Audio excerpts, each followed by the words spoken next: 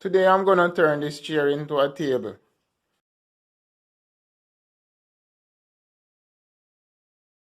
Back now, and this is the chair.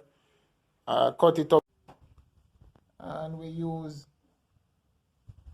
self-boring screws or self-drilling screws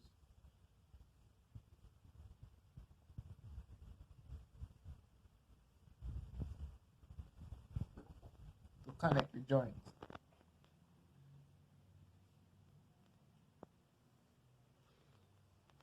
So this is the chair that I showed you earlier, and it's now a table. This is how far my table has come. Now turn it into a table saw by fitting a saw to the bottom of it.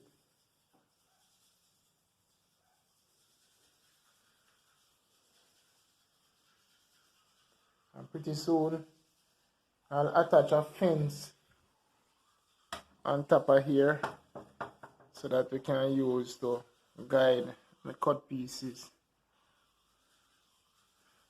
Notice my switch. Painted bright red and bright green.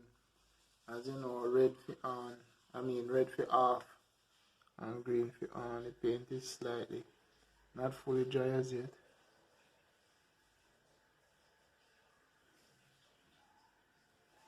This guard prevents accidental operation of the switch. Easy to turn off, but hard to turn on. You'd have to push your finger through here to turn it on.